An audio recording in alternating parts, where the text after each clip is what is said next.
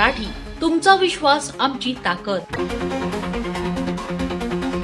बुलढाण्यातून एक मोठी आणि अत्यंत धक्कादायक बातमी समोर आली आहे. मोताळ्यात पोलिसांच्या नाकाखाली अज्ञात चोरट्यांनी भरचौकातील SBIचे ATM फोडून तब्बल 7 लाख रुपयांची रोकड लंपास केली आहे.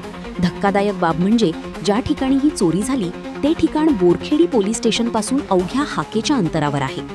पोलीस ठाण्याजवळच घडलेल्या या धाडसी चोरीमुळे पोलिसांच्या गस्त व्यवस्थेचे पार धिंडवडे निघाले असून बोरखेडीचे ठाणेदार सीताराम मेहेत्रे यांच्या कार्यप्रणालीवर आता गंभीर प्रश्न उपस्थित केले जात आहेत. बुलढाण्याच्या मोताळा शहरातील हाच तो तहसील कार्यालय चौक आणि हेच ते SBI बँकेचे ATM, जिथे मध्यरात्रीच्या सुमारास चोरट्यांनी पोलिसांना उघड आव्हान देत लाखो रुपयांवर डल्ला मारला.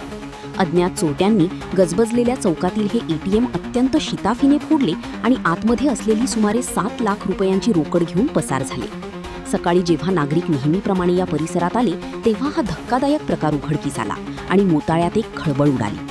घटनेचे गांभीर्य लक्षात घेता जिल्हा पोलीस अधीक्षक निलेश तांबे, अप्पर जिल्हा पोलीस अधीक्षक अमोल गायकवाड आणि स्थानिक गुन्हे शाखेचे प्रमुख सुनील अंबुलकर यांनी तातडीने घटनास्थळी धाव घेतली.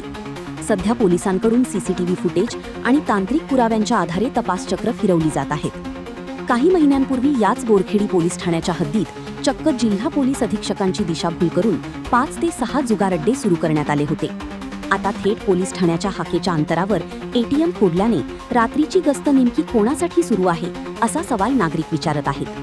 ठाणेदार सीताराम मेहेत्रे यांच्या ढिसाळ कारभारामुळेच चोरट्यांचे मनोबल वाढल्याचा थेट आरोप आता होतोय.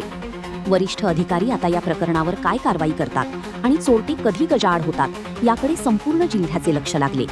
ब्युरो रिपोर्ट, लोकप्रिय मराठी न्यूज, मोताळा, बुलढाणा. अशाच ताज्या आणि वेगळ्या घडामोडींसाठी पाहत रहा लोकप्रिय मराठी न्यूज.